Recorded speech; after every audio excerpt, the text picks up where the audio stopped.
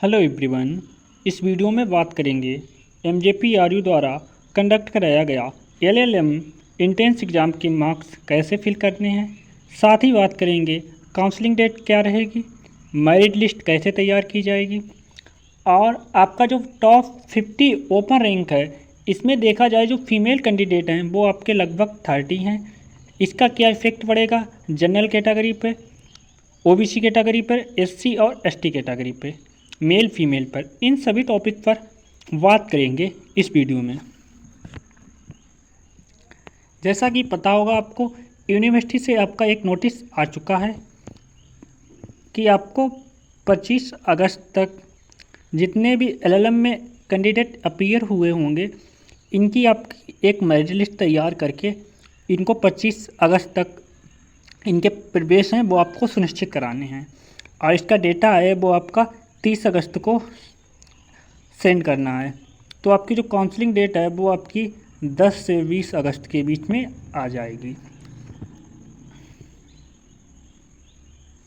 ये आपका जो एंट्रेंस एग्ज़ाम में स्कोर आया हुआ है उसको आपको कैसे फिल करना है। तो आपको जब आप एमजेपीआरयू की साइट पे जाते हैं तो वहाँ पे आपका जो कैंडिडेट लॉगिन है इसको जब आप क्लिक करते हैं तो वहाँ पे आपका जो यूज़र आईडी होती है वो आपको फिल करनी है। उसके बाद आपका जो भी आपने पासवर्ड बनाया है वो, उसके बाद एक ऐसा कैप्चा आएगा वो आपको फिल करना है। उसके बाद आपको यहाँ पे लॉगिन पे क्लिक कर देना है। जब आप यहाँ पे क्लिक करेंगे तो आपके सामने इस प्रकार का इंटरफेस आ जाएगा। यहाँ पे आपको क्या करना है, आपने जो फॉर्म फिल करते समय जो भी आपका रजिस्टर्ड मोबाइल नंबर डाला होगा वो आपको यहाँ पे फिल करना है। उसके बाद उस पर जो OTP जाएगी उस OTP को यहाँ पे जाके आपको फिल करके वेरीफाई कर देना है। उसके बाद आपके सामने इस प्रकार का इंटरफेस आ जाएगा।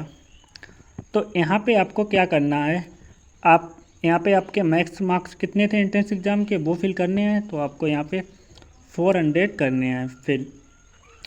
इसके बाद आपके जो भी आपके यहाँ पे आपने मार्क्स ऑब्टेन किए होंगे वो आपको यहाँ पे फिल करना है। उसके बाद आपको यहाँ पे सेव पे क्लिक करना है। उसके बाद आपका जो डेटा है वो आपका सेव हो जाएगा। कुछ लोगों ने यहाँ पे पहले ही आपका ये सब कुछ फिल करके रखा होगा, हो सकता है किसी ने स्क्रीनशॉट नहीं लिया होगा इन चीज़ों का, क्योंकि बाद में ये डेटा आपका सेव भी कहीं शो नहीं करता है। तो ऐसे में आपको परेशान होने की ज़रूरत नहीं है, आपका रिकॉर्ड है वो सेव हो चुका है यूनिवर्सिटी के पास। आपने स्क्रीनशॉट लिया या नहीं लिया इससे कोई आपका एडमिशन पे इफ़ेक्ट नहीं पड़ने वाला है।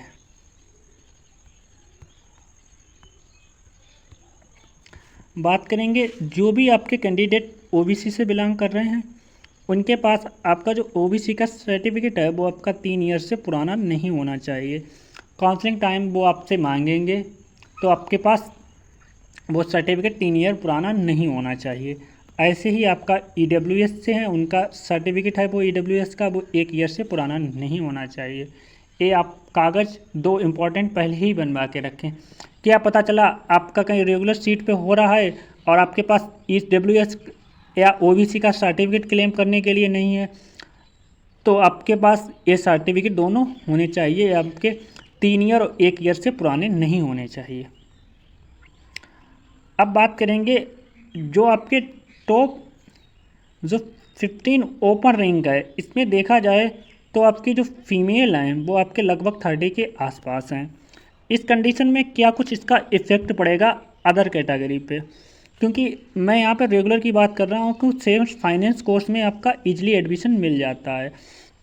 रेगुलर में आपकी सीट हैं वो आपकी 33 हैं, इसमें आपकी 3 वो EWS से हैं तो उससे आपका कोई फ़र्क पड़ेगा नहीं।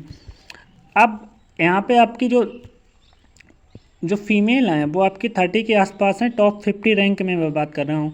तो इस कंडीशन में इन सभी को तो एडमिशन मिलेगा नहीं, क्योंकि कुछ ना कुछ मेल कैंडिडेट भी यहाँ पे जाएंगे।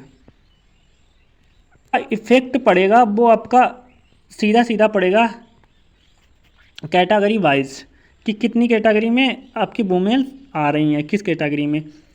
तो आप ये समझिए इसका जनरल कैटेगरी पे कोई इफ़ेक्ट नहीं आने वाला है। इसका जो इफ़ेक्ट पड़ेगा वो आपका ओबीसी और एससी और एसटी कैटेगरी को इसको इफ़ेक्ट पड़ेगा। उनका अब हो सकता है कि आपका 55 और 60 के आसपास ओबीसी में हो, उनका भी हो जाए। और यहीं पे एससी और एसटी कैटेगरी में अगर उनका 60-65 में है तो हो सकता है ओपन रैंक है उनका भी यहाँ पे एडमिशन हो जाए। क्योंकि इसमें जो मेल के भी होंगे उसमें वो भी आपके कहीं ना कहीं जनरल के जो होंगे वो भी यहाँ पे कुछ ना कुछ कैंडिडेट टॉप 50 में होंगे, वो आपके बाहर होंगे। अब कुछ आपके जो आपके टॉप 50 के बाहर होंगे वो कहीं ना कहीं अंदर होंगे। तो इन सभी का वहाँ पे सिनेरियो देखा जा सकता है। तो इस कंडीशन में मैं बताऊँ आपको, अगर आप ओबीसी कैटेगरी से बिलोंग कर रहे हैं तो अगर आपकी रैंक 50 के आसपास है, ठीक है, तो आप ज़रूर वहाँ पे काउंसलिंग कराने जाना, क्योंकि हो सकता है लकली आपका हो जाए। ऐसे ही आपका एससी और एसटी कैटेगरी से आप बिलोंग कर रहे हैं तो आपकी रैंक जो है 60 के आसपास है, तो आप काउंसलिंग कराने ज़रूर जाना, क्योंकि आपका लकली कहीं हो ही जाए। क्योंकि आपका जिनका अब होना था आपका एडमिशन रेगुलर सीट पे, तो वो इंट्रेंस के रिजल्ट से आपका तय हो चुका है।